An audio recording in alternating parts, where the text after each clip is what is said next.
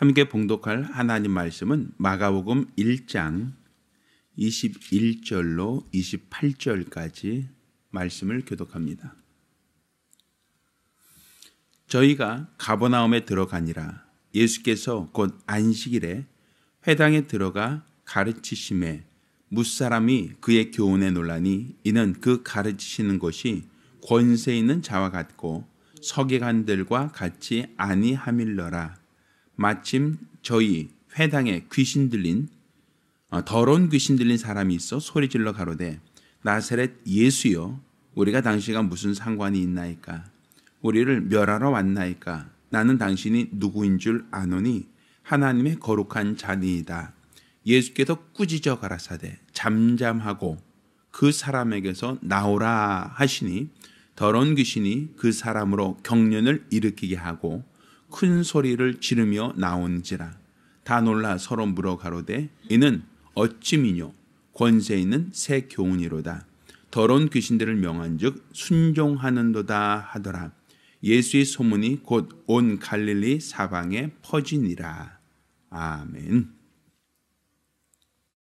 오늘 이 본문은 예수께서 이제 그가 공생애를 시작하시며 가버나움에서 귀신 쫓았던 그 사건을 기록하고 있습니다. 그런데 그가 말한 것이 권세 있는 새 교훈이다라고 이야기를 합니다. 또한 이 사건을 계기로 해서 예수의 소문이 온 갈릴리에 퍼지기 시작했다라고 오늘 우리가 읽은 이 본문에서는 말씀하고 있습니다. 권세 있는 새 교훈이다. 그런데 그 교훈은 서기관들과 같지 않다라고 얘기합니다. 그러니까 하나님 말씀이 단지 이론에 그친 것이 아니라 그 말씀에 따르는 기사와 표적과 능력이 있었다라는 것을 이야기를 하고 있는 겁니다.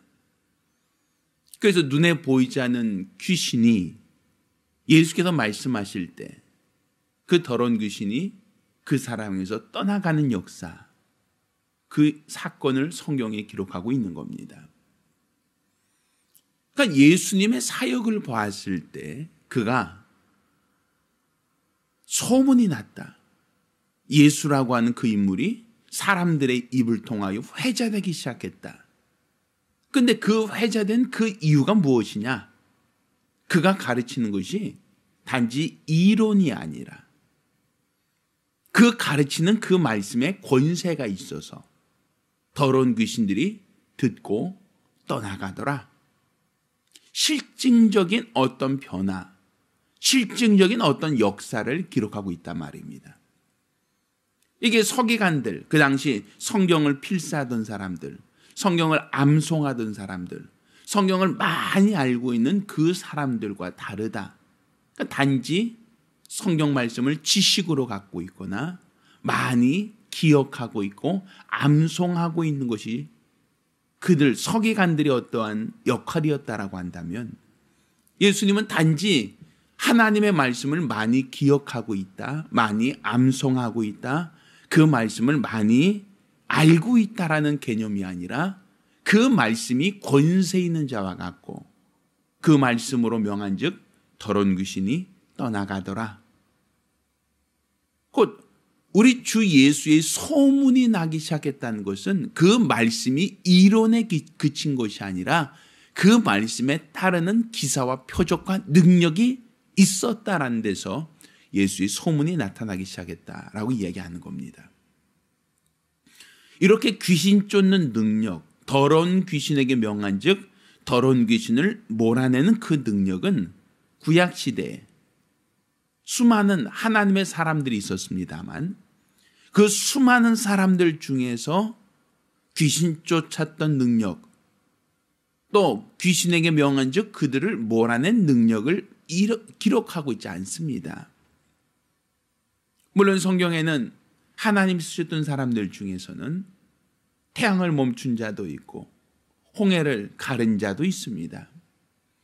3년 6개월 동안 비를 내리지 않던 그 땅에 그 우르를 내려 비를 내리게 했던 하나님의 사람도 있었습니다. 죽은 자를 살린 자도 있고 또 병든 자를 고친 자도 숱하게 나옵니다.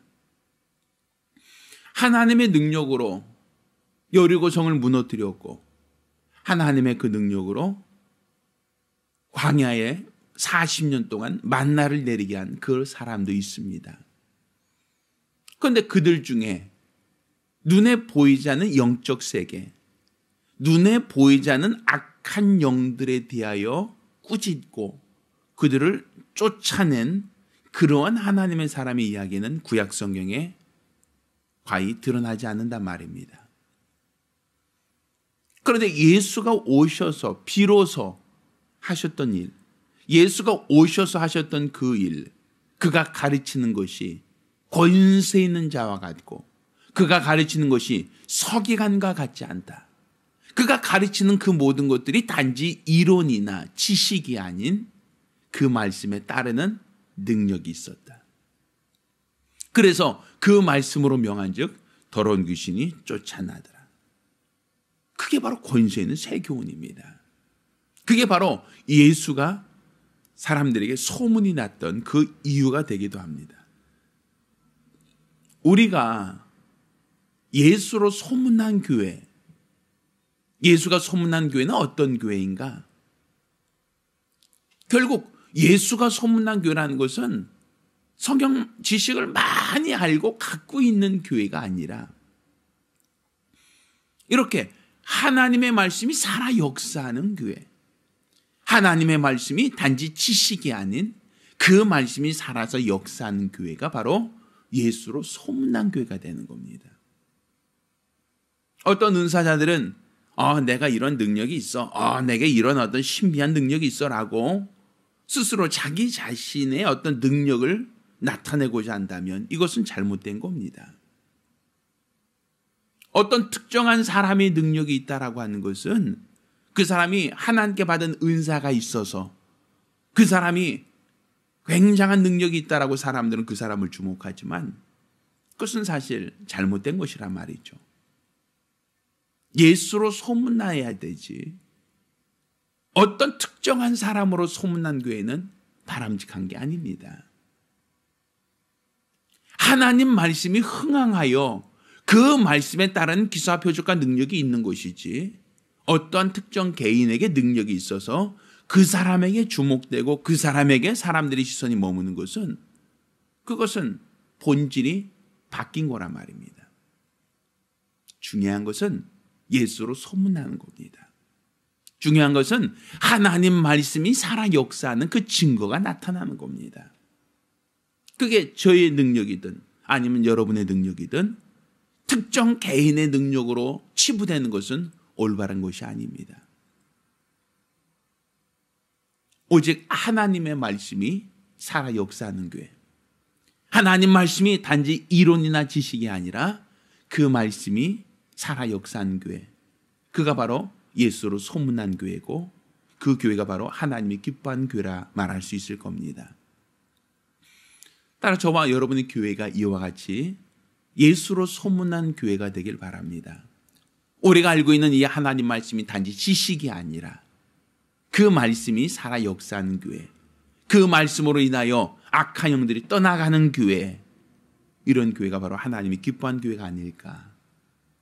자, 우리 같이 기도하실 때 주여 이 교회가 예수로 소문난 교회가 되게 하여 주시옵소서.